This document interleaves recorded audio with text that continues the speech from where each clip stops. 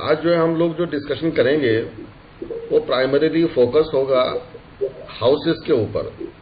तो हाउसेस की कैरेक्टरिस्टिक्स हम आज पूरी तरह से समझेंगे। देयर आर 12 हाउसेस, तो 12 हाउसेस की सिग्निफिकेशंस को देखेंगे और नेक्स्ट टाइम प्लैनेट्स के ऊपर डिस्कशन करेंगे, प्लैनेट्स के ऊपर बात करेंगे। तो मैं आपको अपना कुछ स्क्रीन शेयर कर देता हूं। अब हम बात करते हैं हाउसेस की। तो हाउसेस की सिग्निफिकेशंस को समझते हैं कि अलग अलग हाउसेस क्या क्या हमारी लाइफ में सिग्निफिकेशंस दे रहे हैं। आज कोशिश करते हैं कि कम से कम 1 से लेके 6 घर यानी 6 हाउसेस तक तो हम कवर करें ही, और 7 से लेके 12 हाउसेस हम नेक्स्ट क्लास में, नेक्स्ट लेक्चर में देखने की कोशिश करेंगे। लेकिन चलिए कोशिश करेंगे, अगर आज भी हो जाएंगे तो ठीक है, नहीं तो 6 के बाद में पॉज करेंगे। लॉजिकल ब्रेक हम 6 तक रखेंगे। तो ये जो चार्ट आपको दिख रहे हैं, एंटी क्लॉकवाइज डायरेक्शन में आप रीड करना शुरू करिए। आपके 12 हाउसेज हैं, तो 12 हाउसेज को एंटी क्लॉकवाइज डायरेक्शन में आप 1, 2, 3 ऐसे करके 1 से लेकर 12 तक ये हाउसेज हैं आपके। तो हम सबसे पहले फोकस करते हैं। सबसे पहले आप ये समझ लीजिए कि हमारी जो क्लॉकवाइज डायरेक्शन है ये काल है, समय। तो समय तो उल्टी हमारी ऐसे चल रहा है, और जो हमारी जीवन जो है, जो लाइफ है, समय के विपरीत दिशा में चल रही है। आप जन्मदिन मनाकर ये कहें कि मेरी उम्र बढ़ गई, या फिर आप ये कहें कि मेरी लाइफ के इतना समय मैंने व्यतीत कर दिया, अब इतना बचा हुआ है, रिमेनिंग है, तो ये आपका परसेप्शन है, उसके ऊपर डिपेंड करता है। बट लाइफ जो है हमारे समय के अगेंस्ट डायरेक्शन में चल रही है। हम जो भी रीडिंग यहाँ पे कर रहे हैं वो एंटी क्लॉकवाइज डायरेक्शन में ही हम अपनी एनालिसिस करते हैं। सबसे पहले बात करते हैं फर्स्ट हाउस की। फर्स्ट हाउस हमारे लिए सबसे कीमती, वैसे तो सारे हाउसेज इंपॉर्टेंट हैं, बट फर्स्ट हाउस हमारे लिए सबसे ज्यादा इंपॉर्टेंट हाउस है, बिकॉज ये लग्न है। ये केंद्र में बैठी हुई सत्ता का मालिक है, यानी कि केंद्र की सत्ता कितनी स्ट्रांग है वो डिपेंड करेगा आपके फर्स्ट हाउस के ऊपर, क्योंकि ये राजगद्दी है, राज सिंहासन है। केंद्र में कौन सी गवर्नमेंट आकर बैठी हुई है, गवर्नमेंट को चलाने वाला मालिक कौन है, ये डिसाइड करता है फर्स्ट हाउस। फर्स्ट हाउस कौन है? इसको हम लग्न भी बोलते हैं, इसको इंग्लिश में असेंडेंट का नाम दिया जाता है, असेंडेंट भी बोलते हैं हम इसको। फर्स्ट हाउस कुछ भी नहीं है, ये सिर्फ और सिर्फ आप स्वयं हैं। अगर हम आपके स्वयं की बात करें, your own self, that is your first house. First house आपकी पर्सनैलिटी है। फर्स्ट हाउस ही आपका ब्रेन है, आपका माइंड है।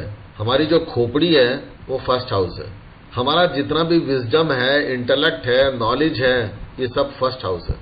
हमारे को दूसरे लोग, हमारे अकेले को छोड़कर जितने भी दूसरे लोग हैं जो देख सकते हैं आपको, वो सब कुछ फर्स्ट हाउस है। यानी कि फर्स्ट हाउस आपकी ओन आइडेंटिटी को, ओन एंटिटी को रिप्रेजेंट करता है।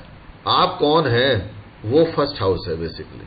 तो आपको अपने बारे में जितना कुछ जानना है, सारा कुछ फर्स्ट हाउस आपको बताता है। और फर्स्ट हाउस को देखने के लिए आपको दूसरे की जरूरत पड़ती है। तो यानी कि दूसरा आपको कैसे परसीव करता है, ये आपकी कैरेक्टरिस्टिक्स फर्स्ट हाउस की डिफाइन करता है। अगर आपको अपना चेहरा देखना है, आप कितनी खूबसूरत हैं, कितने कैसे हैं, क्या करेंगी? आप जाएंगी मिरर में देखेंगी, तो मिरर जो है आपको बताएगा कि आप देखने में खूबसूरत हैं या बदसूरत हैं। तो फर्स्ट हाउस की जो कैरेक्टरिस्टिक्स हैं, कितनी स्ट्रेंथ पाएंगी, या आपकी कुंडली में मिरर यानी कि 180 डिग्री अपोजिट जो 7th हाउस है वो बताएगा कि आप कितना सक्सेसफुल होने वाली हैं। मिरर है यानी कि दूसरे लोग, आपके पास में विजडम होगा, नॉलेज है, ज्ञान है, कितना विजडम आपके पास है, ये सारा विजडम कितना है, ये क्वांटिफाई करने वाला, ये जस्टिफाई करने वाले आप नहीं है, दूसरे बताएंगे आप कितने इंटेलिजेंट हैं। आप तो बोल रहे हैं, मैं लेक्चर दे रहा हूं, मेरे लेक्चर में कितना दम है, कितनी इंटेलिजेंस है मेरे पास में, कितना ज्ञान है मेरे पास में, इसको मैं आकलन नहीं कर सकता। दूसरे लोग मेरे लेक्चर को सुनकर बोलेंगे कि अतुल जी के पास में कितनी नॉलेज है। तो फर्स्ट हाउस के पास में जितना कुछ भी है वो दूसरे लोग आपको बताएंगे कि आपके पास क्या है। तो फर्स्ट हाउस जैसे मैंने बताया कि ये आपका लग्न है, आपका असेंडेंट है। ये जो फर्स्ट हाउस है ये क्या चीज बता रहा है? सबसे पहले दिमाग में रख लीजिएगा कि पहला घर जो है कुंडली का, ये बताता है कभी भी ना बदलने वाले रिलेशनशिप को, यानी कि नेवर चेंजेबल रिलेशनशिप्स। आपके जीवन में परमानेंट कनेक्शन जो बनेंगे आपके साथ में जीवन में, वो फर्स्ट हाउस बताएगा। क्या आप अपने माँ को बदल सकती हैं? कह सकती हैं आज मेरी माँ जन्म के समय में ये थी, उसके बाद में दूसरी माँ आ गई, फिर तीसरी आ गई? You can not. आपके पिताजी हैं, ग्रैंड पेरेंट्स हैं, आपके सिबलिंग्स हैं, कैन यू से कि ये मेरा भाई जन्म के समय था, अभी दूसरा भाई है? नहीं। जिसके साथ आपकी रिलेशनशिप बन गई जन्म के समय पे, तो परमानेंट रिलेशनशिप है। तो first house signifies all those relationships which are never ever changeable in your entire life. आपके जो कुल पुरोहित हैं, कुल गुरु हैं या कुल देवी देवता हैं, वो सारे के सारे नेवर चेंजेबल हैं, कभी नहीं बदल सकते, वो परमानेंट है। इसलिए उनको बोलते हैं कुल गुरु, कुल देवता। साथ ही साथ जो फर्स्ट हाउस है, यह हमारी आत्मा को रिप्रेजेंट करता है। फर्स्ट हाउस हमारे शरीर को रिप्रेजेंट करता है, हमारी हेल्थ कैसी रहेगी, हमारा देखने में शरीर की अपीयरेंस कैसी है, देखने में हमारे स्किन का कलर कैसा है, हमारे पास में कौन कौन सी क्षमताएं हैं, क्या क्या हमारे पास में चीजें पोजेशंस में हैं, वो सारी की सारी चीजें जो हैं असेंडेंट यानी लगन से इंडिकेट होती है। मोटी मोटी बात करें, 3 चीजों की बात करते हैं। सबसे पहले हम बात करते हैं रिलेशनशिप की। पहले घर की रिलेशनशिप सिर्फ और सिर्फ आपके साथ में है। तो पहले घर से अगर हम कोई चीज प्रेडिक्शंस करने की कोशिश कर रहे हैं, तो that means we are talking about you only, yourself. आपके बारे में ही बात हो रही है और किसी और के बारे में बात नहीं हो रही। फर्स्ट हाउस में अगर मैं आपके शरीर का अंग बोलूं, तो वैसे तो फर्स्ट हाउस पूरे शरीर को दिखाता है, फुल बॉडी को दिखाता है, लेकिन specially in the full body आपके हेड को दिखाता है, आपके ब्रेन को दिखाता है, क्योंकि ये स्कल है, खोपड़ी। तो आपके ब्रेन में क्या थॉट्स चल रहे हैं, किस तरह की नकारात्मकता है, कितनी पॉजिटिविटी है, कितना नॉलेज विजडम ज्ञान आप लेकर बैठे हुए हैं, कितने स्पिरिचुअल हैं, कितने आप रिलीजियस हैं, ये सारी चीजें आप पहले भाव के एनालिसिस में निकाल सकते हैं। तो बॉडी पार्ट आपको समझ में आ गया। मैंने सेग्रीगेशन किया है यहाँ पर ये दिखाने के लिए, हर भाव के लिए, कि हर हाउसेस के, प्रत्येक हाउस के साथ में कौन सी रिलेशनशिप एसोसिएटेड है, प्रत्येक हाउस के साथ में शरीर का कौन सा अंग जुड़ा हुआ है। और मैंने तीसरी चीज सब लोगों के क्वेश्चंस के बेसिस पे मैंने डाली, मैंने कहा कि कौन सा हाउस आपके कौन से कैरियर को दिखाता है, बिकॉज बहुत सारे लोगों के क्वेश्चंस जो है कैरियर पे डिपेंडेंट होते हैं। हाउसेस की बहुत सारी सिग्निफिकेशंस हो सकती है, लेकिन मैंने अपने डिस्कशन में, अपने लेक्चर के लिए 3 चीजें इंपॉर्टेंट रखी कि सबसे पहले हाउस की रिलेशनशिप देखनी चाहिए, फिर देखना चाहिए कि कौन सा शरीर का हिस्सा जुड़ा हुआ है, कौन सी बीमारी का संभावना होती है, और साथ में कैरियर। तो ये 3 चीजें हमने दी, बाकी आप इसमें बहुत सारी चीजें अपने तरफ से ऐड कर सकते हैं। तो कैरियर का अगर हम बात करें, क्योंकि फर्स्ट हाउस रिप्रेजेंट करता है योर ओन सेल्फ से, तो जो भी कैरियर फर्स्ट हाउस से जुड़ा हुआ होगा, तो सिंपल सी बात है कि उसमें आप स्वयं काम करेंगे उस कैरियर को लेके। दैट मीन्स जितने भी लोग सेल्फ एम्प्लॉयमेंट में हैं, तो that means they have chosen their career related to the first house.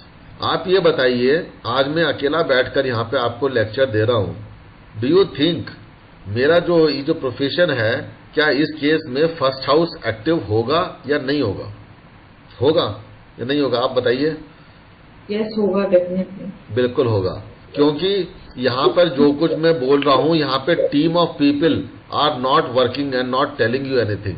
तो मेरा प्रोफेशन या मेरा काम जो मैं आप इस समय बोल रहा हूँ, जो डेलीगेट कर रहा हूँ चीजों को, ये सारी चीजें हमारे फर्स्ट हाउस से जुड़ी हुई हैं, यहाँ से सेल्फ एम्प्लॉयमेंट को भी दिखाती हैं। और जितना भी आपको मैं कन्विंस कर सकता हूँ या जितना भी मैं आपको प्रेजेंट कर सकता हूँ, आप आराम से देख रही हैं कि इसमें मेरे ब्रेन का, मेरे विजडम का, मेरी नॉलेज का सबसे ज्यादा यूजेज हो रहा है। मान लीजिए अगर मैं इस प्रोफेशन में ना हूं, मान लीजिए कि क्योंकि फर्स्ट हाउस मेरे शरीर को दिखाता है, बॉडी को दिखाता है, तो क्या मैं बॉडी बिल्डर बन सकता हूं? क्या मैं कैट वॉक कर सकता हूं? यानी कि मैं रैंप के ऊपर वॉक कर रहा हूं, मैं दिखा रहा हूं, वहां पर भी जो है सब लोग अपने अपने शरीर को दिखा रहे हैं। यस, तो जितने भी बॉडी बिल्डर्स आपको नजर आएंगे, उनके लिए भी सारा का सारा प्रोफेशन, काम धंधा फर्स्ट हाउस से जुड़ा हुआ है। जितने भी मॉडल्स हैं, कहीं पर भी आ रहे हैं, किसी भी तरह के फिल्म मॉडल्स हैं, आपके डिफरेंट एडवर्टीजमेंट के लिए मॉडलिंग कर रहे हैं, वो सारे का सारा प्रोफेशन फर्स्ट हाउस से जुड़ा हुआ है। लोग फिजियोथेरेपी करते हैं, जो फिजियोथेरेपिस्ट हैं, आखिर किसके ऊपर काम कर रहे हैं? वो फिजियोथेरेपी बॉडी के ऊपर कर रहे हैं, शरीर के ऊपर कर रहे हैं। That means first house involve हो गया, तो फिजियोथेरेपिस्ट का जो प्रोफेशन है वो फर्स्ट हाउस से जुड़ गया।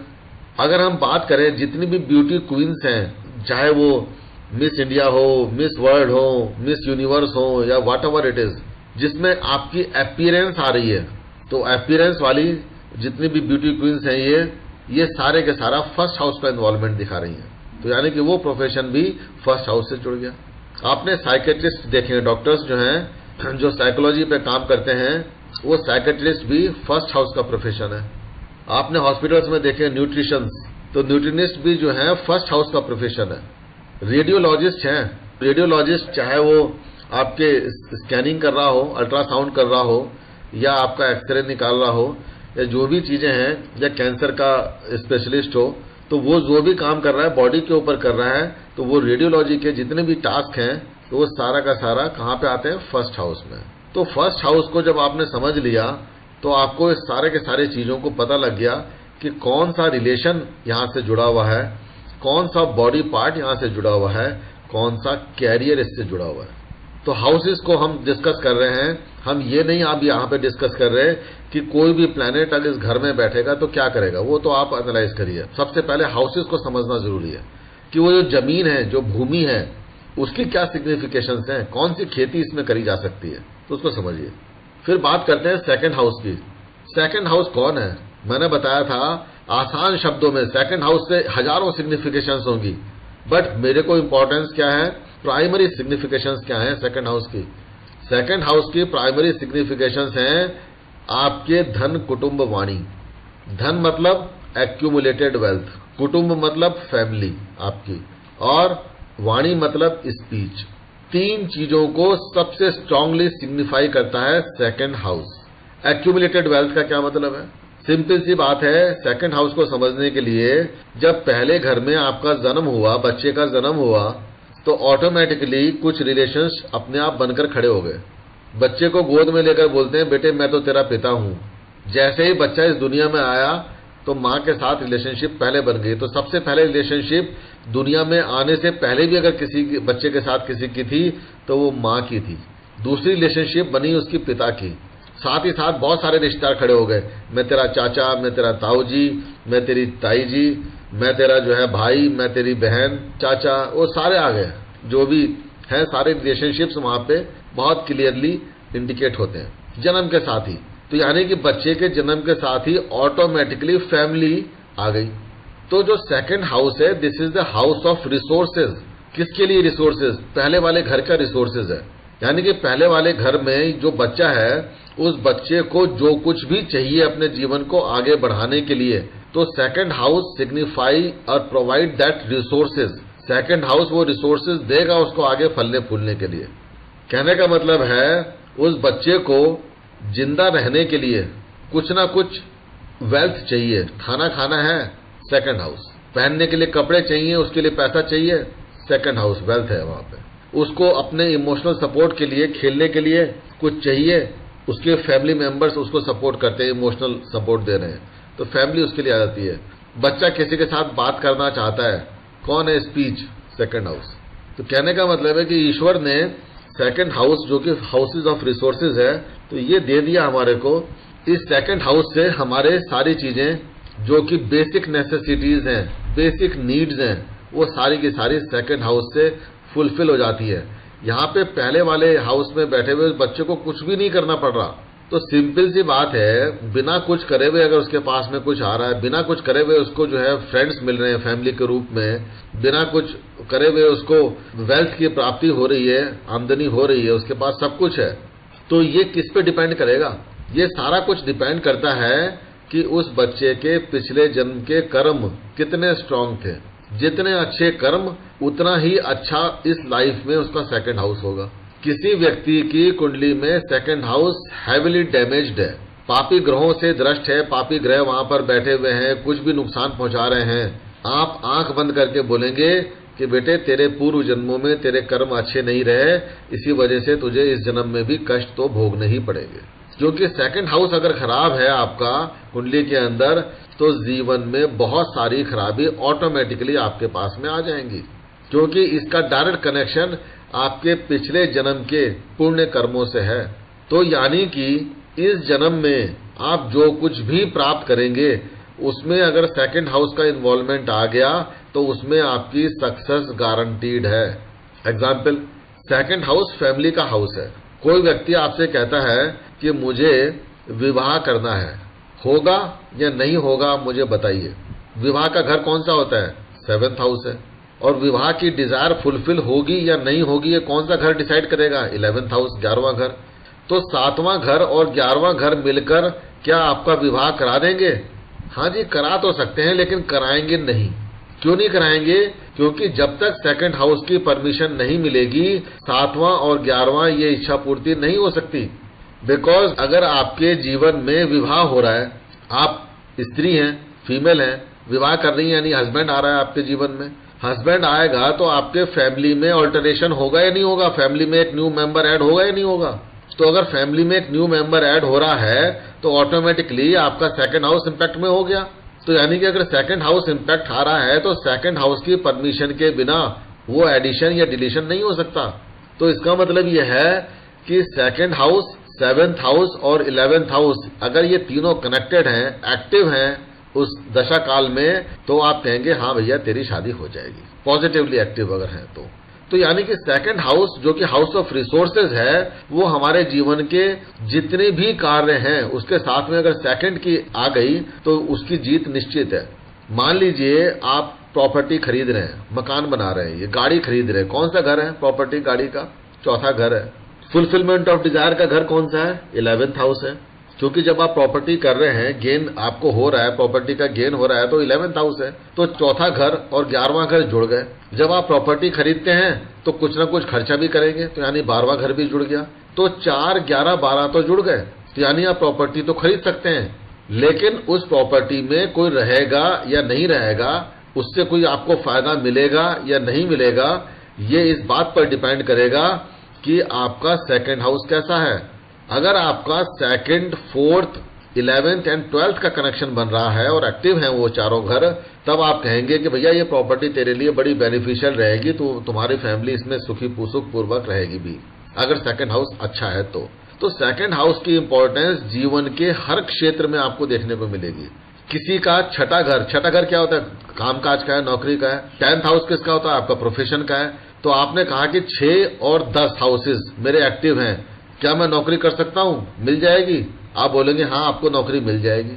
लेकिन 6ठे 10वें के साथ में अगर 11वां घर भी जुड़ गया, यानी 6, 10, 11 हाउसेस एक्टिव हैं आपके, तो आप बोलेंगे तेरी नौकरी भी मिलेगी, अच्छी नौकरी मिलेगी और उसमें अच्छी इनकम भी होगी, यानी राइज मिलेगी, क्योंकि इनकम और फुलफिलमेंट और डिजायर का हाउस है 11th हाउस, वो भी हो गया। तो यानी 3 घरों ने इतनी चीज तो हमें बता दी। लेकिन एक छोटी सी चीज सोच के चलिए, वो नौकरी किसके लिए की जा रही है? क्या आप अपने लिए कर रहे हो या अपने कुटुंब के लिए, अपने परिवार के लिए कर रहे हो, या परिवार को उससे आपके पैसा जो कमा रहे हैं उससे सुख मिलेगा या नहीं मिलेगा, और आप परिवार को सुख दे पाएंगे या नहीं दे पाएंगे, ये डिपेंड करेगा आपके 2nd हाउस के ऊपर। आपने 11वें घर में पैसा कमा लिया, इनकम हो गई आपकी नौकरी से, लेकिन वो जो इनकम हुई है वो एक्यूमुलेट हो पाएगी? क्या आप वेल्दी बन जाएंगे पैसा कमा करके? ये डिसाइड करेगा आपका 2nd हाउस। वेल्थ इकट्ठी होगी या नहीं होगी, या ऐसा तो नहीं है कि कहीं पहली तारीख को सैलरी आई और 5 तारीख को खाली हो गई, अब बैंक के अंदर फिर आप इंतजार कर रहे हैं अगले महीने के लिए कि सैलरी कब आएगी। ये डिपेंड करता है आपके 2nd हाउस के ऊपर। तो अगर आपका दूसरा घर, 6ठा घर, 10वां घर और 11वां घर, ये 4 घर अगर एक्टिव हैं आपके दशा काल में, तो आप बोलेंगे कि भैया तेरी तो चांदी है, खूब पैसा भी आएगा, वेल्थ भी एक्यूमुलेट करेगा, नौकरी भी अच्छी चलेगी और नौकरी मिल भी जाएगी, जहां कंपटीशन देगा उसमें तुझे सक्सेस मिल जाएगी। तो आप देख रहे हैं 2nd हाउस जिस भी घर के साथ में मिल गया जाकर वहां पे जीत निश्चित कर देता है। और 2nd हाउस जब मैं आगे कभी बताऊंगा आपको आध्यात्मिक रूप से, ये विष्णु भगवान का हाउस है, जगत के पालनहारा, यानी कि यूनिवर्स को पालने वाले कौन है? देवता विष्णु भगवान है। तो 2nd हाउस भी आपको पालने वाला घर है, ये भगवान विष्णु का स्थान है, तो इसको विष्णु स्थान बोलते हैं। ये लक्ष्मी स्थान है, इसीलिए यहाँ पे टॉरस साइन आता है, वृषभ राशि, महालक्ष्मी है ये। तो जिसके पास में लक्ष्मी बैठी हुई है वो तो राजमहलों में ही रहेगा ना। और लक्ष्मी मिलेगी या नहीं मिलेगी, नसीब होगी या नहीं होगी, शुक्र की आपको वेल्थ और संपन्नता आपको प्राप्त होगी या नहीं होगी, ये डिपेंड करता है पिछले जन्म के कर्मों के ऊपर। जितने अच्छे कर्म उतना ही अच्छा 2nd हाउस आपको कुंडली में देखने को मिलेगा। कलयुग में जी रहे हैं, हर आदमी गलत कर्म करने में लगा हुआ है। क्या आप कुंडलियों में 2nd हाउस को अच्छी कंडीशन में कभी देख सकेंगे? नहीं देखने को मिलती। मेरे पास भी बहुत सारे चार्ट्स आते हैं, लेकिन ज्यादातर चार्ट्स में सेकंड हाउस एफ्लिक्शन में मिलता है। ठीक है, शनि राहु केतु से एफ्लिक्शन में मिलेगा, पापी ग्रहों का टोला यहां पर बैठा हुआ मिलता है। तो इसीलिए सेकंड हाउस आपके जीवन में मैं कहूंगा कि one of the very very important house है। वैसे तो सारे घर बहुत इंपॉर्टेंट है, लेकिन second house has some special significance. Accumulated wealth किसी भी तरीके से हो, आपके पास कितनी जमीन है, कितनी जायदाद है, कितनी एंसेस्टर से प्रॉपर्टी मिली हुई है, कितना पैसा आपका फिक्स डिपॉजिट्स में पड़ा हुआ है, कितना आपके पास में बैंक्स में पड़ा हुआ है, कितना कैश आपके पास में तिजोरी में रखा हुआ है, कितनी आपके पास में गोल्ड में इन्वेस्टमेंट करी हुई है आपने, कितनी आपने गोल्ड ईटीएफ्स में करी हुई हैं, कितने म्यूचुअल फंड्स आपने ले रखे हैं, कितना आपके पास में नॉलेज की एसेट है। आपके पास में सारा बैंक बैलेंसेस जीरो हैं, बट अगर आपके पास में नॉलेज की वेल्थ है तो वो वेल्थ भी आपके लिए इतनी कीमती है जो आपको बहुत कुछ कमा के दे सकती है जीवन में। तो नॉलेज इज ऑल्सो वेल्थ। इसीलिए सेकंड हाउस का जो कार्यकत्व है, कारक बनाया गया है, वो जुपिटर देवगुरु बृहस्पति को बनाया है। Brihaspati is a planet of growth, prosperity, संपन्नता को दिखाते हैं, वृद्धि को दिखाते हैं, ग्रोथ है। तो इसलिए सेकंड हाउस जो है किसी भी हाउस के साथ अगर जुड़ गया तो उस हाउस में ग्रोथ दे देगा, सिग्निफिकेंट ग्रोथ दे देगा, उस हाउस से जुड़े हुए कार्यकत्वों में प्रॉस्पेरिटी दे देगा आपको। Same is the case with Jupiter as well. चलिए, तो ये जो दिखाता है सेकंड हाउस, ये आपकी वेल्थ की कंडीशन को दिखाता है, उसकी पोजीशन को दिखाता है, स्टेटस को दिखा रहा है वेल्थ का। आपकी एजुकेशन को दिखाता है, बेसिक एजुकेशन बच्चा कहां से प्राप्त करता है, अपने फैमिली मेंबर से सीखता है। संस्कार कहां से मिलेंगे, आपके सेकंड हाउस से मिलते हैं। फिर चौथे घर में मां से मिलते हैं, तीसरे घर में वो अपने भाई बहनों से सीखता है, दूसरे घर में उसको फूड मिलता है। बच्चा रोते के साथ ही क्या बोलता है, मुझे भूख लगी है, दूध दे दो मुझे। तो दूध कहां से मिलता है, मां से मिलता है। और मां जो है इकलौती ऐसी चीज है, जननी है, जो अपनी चीजें खर्च करके अपने शरीर से, अपने हिस्से से दूध पिला करके बड़ा खुशी महसूस करती है बच्चे को। क्यों? वृषभ राशि में चंद्रमा यानी मां एक्सॉल्टेशन में चली जाती है, उच्च की हो जाती है, यानी कि उसके पास 100% पावर है। तो मां जो है सेकंड हाउस में सबसे ज्यादा प्रसन्न होती है। बच्चे के जन्म पे सबसे ज्यादा खुशी किसको होती है, मां को होती है, क्योंकि सबसे ज्यादा कष्ट उसने उठाया। तो वृषभ राशि में चंद्रमा उच्च का होता है, तो यानी सेकंड हाउस से 12th हाउस कौन सा हो गया, आप स्वयं, यानी कि फर्स्ट हाउस। 12th हाउस कष्ट का होता है। तो मां ने सेकंड हाउस में जितना जो एक्सॉल्टेशन फील कर रही है, जितनी उसे खुशी हो रही है, वो अपने सारे कष्टों को भुला देती है। पहले हाउस में जो बच्चे के जन्म के समय पे जो कष्ट हुए थे, उसको भुला करके वो सेकंड हाउस में अब एक नई जीवन में नई चीजों को देख रही है, बच्चे में खुशी महसूस हो रही है उसको, तो एक्सॉल्टेशन में है। इसलिए वो दूध भी पिला रही है अपने शरीर के हिस्से को, देखिए। तो इसीलिए सेकंड हाउस में चंद्रमा जो है बड़ा खुश होता है। तो मां जब खुश हो गई तो बच्चे को अच्छे संस्कार देती है। तो यानी कि सबसे बड़ी जो एजुकेशन हाउस है बच्चे के लिए, वो सेकंड हाउस है, हाउस ऑफ फैमिली। तो बच्चा यहां से एजुकेशन भी लेता है, बेसिक एजुकेशन, वो एजुकेशन जो स्कूल कॉलेजेस में नहीं जुड़ी हुई है, सबसे पहले एजुकेशन उसको सेकंड हाउस में मिलती है। इसी हाउस में बच्चा बोलना शुरू करता है। सबसे पहले क्या बोलता है, मां। तो मां क्यों बोला, क्योंकि यहां पे चंद्रमा एक्सॉल्टेशन में जाता है, उच्च का होता है। तो सबसे पहला कनेक्शन किसके साथ जुड़ा था बच्चे का, मां के साथ में। तो सबसे पहले वो उसको याद करता है। उसके बाद में ये जो घर है ये आंखों का भी है। तो आप इस तरह से खड़े हुई है, जो हाउस है उसमें अपने को खड़ा कर दीजिए। तो अगर जैसे लैपटॉप के ऊपर इस समय हाउसेस को आप देख रहे हैं, घर बने हुए हैं, तो अपनी पिक्चर यहाँ पे लगा दीजिए, and it should be facing me, ये मेरे को फेस करनी चाहिए। यानी कि आप जो है हाउस में ऐसा बैठिए जो मेरे को फेस करेंगे। तो आपके राइट हैंड में कौन आएगा, सेकंड हाउस आएगा। आपके लेफ्ट हैंड में कौन सा घर आएगा, 12th हाउस आएगा। तो ये 12वां घर और दूसरा घर, ये दोनों आपके लेफ्ट और राइट को रिप्रेजेंट करते हैं। तो यानी कि अगर मैं आपकी राइट आई की बात करूंगा, दाहिनी आंख की बात करूंगा, तो वो कुंडली का सेकंड हाउस है। अगर मैं आपकी लेफ्ट आई की बात करूंगा तो वो कुंडली का 12th हाउस है। ठीक है, तो इस तरह से आप चीजों को लेके चल सकते हैं। देखिए, मैंने आपको बताया कि आपके घर परिवार में जब भी कोई नया सदस्य की एंट्री होगी तो उस समय कुंडली में सेकंड हाउस एक्टिवेशन में जरूर आएगा। आपके घर में आपकी बुआ जी 1 महीने के लिए रहने के लिए आ गई, ट्रांजिट का चार्ट खोल के बैठिएगा, देखिएगा सेकंड हाउस एक्टिव हुआ, तभी तो एक नए मेंबर के घर में एंट्री हुई। सेकंड हाउस के ऊपर एक्टिवेशन खत्म हुआ, वो बुआ जी चली जाएंगी। कोई भी नया मेहमान आएगा वो इस बात पे डिपेंड करेगा कि सेकंड हाउस एक्टिव है या नहीं। तो activation of second house will ensure that there is going to be an addition of new member in your family. जीवन में कभी भी कोई भी चीज नहीं मिले आप, सॉरी अतुल जी, ये एक्टिवेशन ऑफ हाउस का क्या मतलब होता है? एक्टिवेशन ऑफ हाउस का सिंपल सा मतलब है कि चाहे तो ट्रांजिट में, चाहे प्लैनेटरी पोजीशंस जो हैं जब आपके दशा काल में शुरू एक्टिव होंगी तभी तो। मान लीजिए चंद्रमा यहाँ पे वृषभ राशि में बैठा हुआ है, मेष लगन की कुंडली है, आप म्यूट कर लीजिए पहले। मेष लगन की कुंडली है, सेकंड हाउस में टॉरस साइन आएगा, टॉरस साइन में चंद्रमा बैठा हुआ है। आपने बोला मेरा चंद्रमा तो एक्सॉल्टेड है, बहुत अच्छी बात है। तो क्या सारी जिंदगी चंद्रमा एक्सॉल्टेड ही रहने वाला है क्या आपका यहाँ पे? क्या आपको सारी जिंदगी सबसे बेस्ट रिजल्ट्स मिलते ही रहेंगे?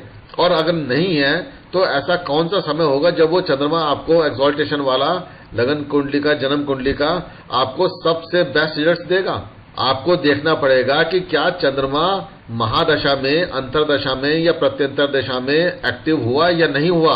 यानी कि चंद्रमा की क्या महादशा चल रही है, क्या चंद्रमा जो है किसी दशा काल में किसी ग्रह की अंतरदशा में आया है या उसकी प्रत्यंतर दशा में आया है, या गोचर का चंद्रमा घूमते घूमते सेकंड हाउस में आया है क्या वृषभ राशि में? अगर आंसर है हाँ तो सेकंड हाउस एक्टिव हो गया। समझ में आया? ओके, हाँ ठीक है। पुराने जमाने में चिट्ठियां चलती थी, चिट्ठियां कि भैया चिट्ठी भेज दी। तो चिट्ठी जब आती थी, चिट्ठी पत्री जब घर में आती थी तो इंतजार रहता था किसको? घर परिवार के लोगों को, क्योंकि परिवार का घर है, कुटुंब का घर है। तो जितनी भी चिट्ठी पत्री आती हैं वो भी सेकंड हाउस उसको रिप्रेजेंट करता है। आप किसी को कॉल करते हैं, कान से कॉल करते हैं क्या? मुंह से कॉल करते हैं, मुंह से बोलते हैं ना। तो स्पीच का हाउस कौन सा है? सेकंड हाउस है। तो यानी कि कॉल आ रही है, जा रही है, ये भी डिपेंड करता है इस बात के ऊपर कि सेकंड हाउस एक्टिव है। ठीक है। और सेकंड हाउस क्योंकि चंद्रमा का घर है तो इसका एक्टिवेशन बहुत छोटे छोटे समय के लिए होता है। चंद्रमा हर एक नक्षत्र जो है वो एक दिन में पूरा कर लेता है। इस तरह से चंद्रमा के काम चलते हैं। तो इसीलिए आप देखेंगे कि कभी तो आपका फोन पे किसी से बात करने का मन है, कभी किसी से बात करने का मन ही नहीं हो रहा, आपको कॉल उठाने का मन नहीं है। तो मन नहीं है, मन कौन है? ये चंद्रमा है। तो चंद्रमा इज द मेजर फैक्टर जो आपके सेकंड हाउस को चलाने का और जीतने का काम करता है। जितने अच्छे संबंध आपके अपनी माँ के साथ में होंगे, समझ लीजिएगा कि कुंडली का सेकंड हाउस उतना ही स्ट्रेंथन होकर आपके जीवन में काम करेगा। सेकंड हाउस किसी का कुंडली में मजबूत है तो इसका मतलब है बाय डिफॉल्ट माँ के साथ उसके बड़े अच्छे संबंध है। किसी का सेकंड हाउस खराब है तो उसको सिंपल सा रेमेडी आप बोलेंगे कि बेटे अपने माँ के अपने साथ में रख, उसके रोज चरण स्पर्श कर, रोज चरणों को धो, उनके माथे पे लगा अपने चरण, उनके चरणों को, उनसे आशीर्वाद लेते रहे। उनकी ब्लेसिंग्स तेरे सेकंड हाउस की सारी निगेटिविटी को खत्म कर सकती है। बहुत सारे लोग गोल्ड खरीद के लेके आते हैं, ऑर्नामेंट्स खरीद के लेके आते हैं। जितनी भी ज्वेलरी है, सारी ज्वेलरी, गोल्ड ऑर्नामेंट, सारे किस्म के ऑर्नामेंट्स जो होते हैं, सारी ज्वेलरी सेकंड हाउस है। तो इसका मतलब है कि जितने भी ज्वेलर्स होंगे, क्या सेकंड हाउस के इन्वॉल्वमेंट के बिना कोई व्यक्ति ज्वेलर बन सकता है? कभी नहीं बन सकता। तो यानी कि कैरियर जो है ज्वेलर्स का सेकंड हाउस के इन्वॉल्वमेंट के बिना नहीं बन सकता। कोई व्यक्ति बैंकिंग एंड फाइनेंस के एरिया में काम कर रहा है, can he become a banker और financer without the involvement of the second house? Absolutely not possible. ठीक है।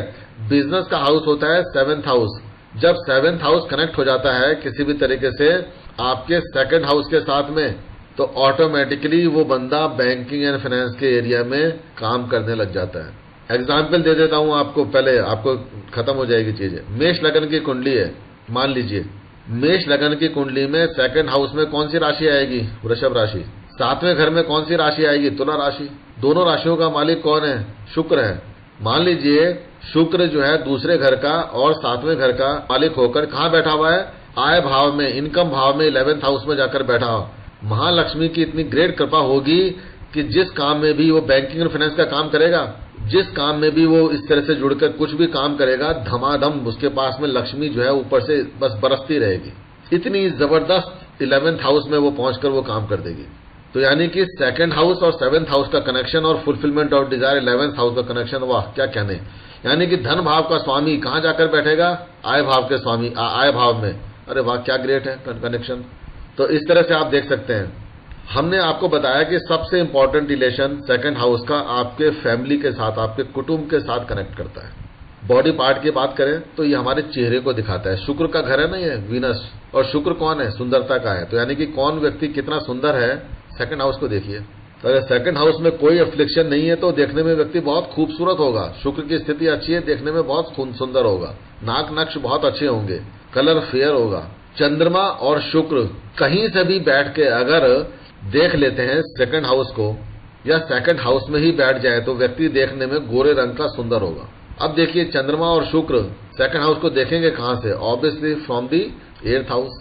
तो 8th हाउस में बैठे हुए ही चंद्रमा और शुक्र की दृष्टि सेकंड हाउस पे पड़ सकती है। तो अगर 8th हाउस में मून या वीनस बैठे हुए हैं तो व्यक्ति देखने में जरूर गोरे रंग का होगा, देखने में सुंदर भी होगा, नाक नक्श अच्छे होंगे।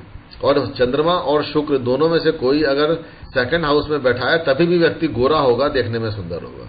अगर स्त्री होगी तो उसको कोमल अंग वाली स्त्री, सुंदर स्त्री, 16 श्रृंगार में करने वाली स्त्री, उसको वो दिखेगी। तो हमने बताया कि second house is the house of face. आंखें हमने बताई राइट आई को रिप्रेजेंट करता है। आपकी नाक कितनी सुंदर है, नाक को भी रिप्रेजेंट करने वाला घर जो है वो सेकंड है। आपके दांतों में परेशानी आ रही है, आजकल हर आदमी डेंटिस्ट के पास भागता है, सीधा सा मतलब है कि सेकंड हाउस अफ्लिक्शन में है। सेकंड हाउस अगर अच्छा होता तो दांत कभी खराब नहीं हो सकते। सेकंड हाउस क्योंकि स्पीच का है तो स्पीच के लिए हमारी टंग, हमारी जिह्वा बहुत इंपॉर्टेंट है, तो जिह्वा का स्थान भी, जिह्वा भी सेकंड हाउस से रिप्रेजेंट होती है। हमारे गाल कितने सुंदर हैं, गालों में कितने गड्ढे पड़ते हैं, कितने आपके जो है सुंदरता है, वो सारी सुंदरता गालों की वो सेकंड हाउस से दिखती है। हमारा जो फूड पाइप है, खाने की नली, तो खाने की नली भी जो है वो भी सेकंड हाउस है। आपका मस्तक कितना विद्वान है, कितना चौड़ा है, तो चौड़ा मस्तक कहते थे कि वो देवगुरु बृहस्पति को रिप्रेजेंट करता है, हाथी का मस्तक है, तो इसलिए क्योंकि बृहस्पति का कार्य स्थान है, कार्यस्थल है, बृहस्पति का कारक है, यहाँ पे सिग्निफिकेशन है जुपिटर की यहाँ पे, तो इसलिए चौड़े मस्तक वाले व्यक्ति को बड़ा विद्वान माना जाता था। माथा देखने में कितना सुंदर है वो भी सेकंड हाउस से देखा जाता है। तो ये आपके फोरहेड को रिप्रेजेंट करता है। आपकी गर्दन कितनी सुराहीदार है, कितनी बढ़िया गर्दन है, सुंदर गर्दन है, वो भी सेकंड हाउस से देखते हैं। तो नेक आपकी इसी घर से रिप्रेजेंट होती है। तो कुल मिलाकर ये हो गए नाक नक्श हो गए, तो ये सब सुंदरता का प्रतीक है। तो सेकंड हाउस जो है सुंदरता को रिप्रेजेंट करने वाला घर बन गया। कैरियर मैंने आपको बताया ही था कि कैरियर जो जुड़ा हुआ है यहाँ से, सबसे इंपॉर्टेंट कैरियर है सेकंड हाउस से जुड़कर बैंकिंग एंड फाइनेंस का है। ज्वेलर्स और गोल्ड स्मिथ जो होते हैं वो सेकंड हाउस से ही कार्य करते हैं। इसके अलावा आपने देखा होगा कि बहुत सारे लोग स्पीच से जुड़े हुए हैं, स्पीच थेरेपिस्ट होते हैं, बोलने के जिनको प्रॉब्लम होती है उसके लिए काम करते हैं वो डॉक्टर्स, वो सारे के सारे सेकंड हाउस वाला प्रोफेशन कर रहे होते हैं। तो कुंडली में उनके कहीं ना कहीं प्रोफेशन का यानी सैटर्न का या 10वें घर के मालिक का सेकंड हाउस के मालिक के साथ में कहीं ना कहीं कंजंक्शन होगा या कोरिलेशन होगा। That is why they are able to do the second house business. जितने भी चार्टर्ड अकाउंटेंट बनते हैं वो बिना सेकंड हाउस के नहीं बन सकते, कि चार्टर्ड अकाउंटेंट भी जो गणनाएं कर रहा है वो सब हिसाब किताब जो रख रहा है वो भी पैसे का ही रख रहा है, रुपए पैसे का। तो थर्ड हाउस आपका कम्युनिकेशन मरकरी का है, बिजनेस का है, और बिजनेस के हिसाब किताब रखने वाले जो चार्टर्ड अकाउंटेंट हैं, वेल्थ मैनेजर्स, वो सारे के सारे सेकंड हाउस से जुड़े हुए हैं। जितने इन्वेस्टमेंट बैंकर्स हैं, इन्वेस्टमेंट कंसल्टेंट्स हैं, म्यूचुअल फंड के ब्रोकर्स हैं, वेल्थ कंसल्टेंट्स हैं, सारे के सारे सेकंड हाउस से जुड़े हुए प्रोफेशन को करते हैं। टीचिंग का प्रोफेशन, क्योंकि जुपिटर का बृहस्पति का प्रोफेशन है, तो टीचिंग का प्रोफेशन भी सेकंड हाउस से होता है। कोई भी बंदा अगर आपको नजर आता है कि किसी ने अपना पब्लिशिंग हाउस खोला हुआ है, कोई बुक राइटिंग का काम कर रहा है, तो book writing, novel writing, publishing, ये ऑल सारा बिजनेस जो है इस तरीके का, ये सारा सेकंड हाउस से जुड़कर चलता है। तो सेकंड हाउस जो है जब आपने इस तरह से समझ लिया तो आपको एनालिसिस में आसानी ऑटोमेटिकली आ जाएगी। तो आज के सेशन में इतना ही, आज के लिए यहीं पे पॉज करते हैं, विराम करते हैं, ठीक है? Okay, thank you, bye bye.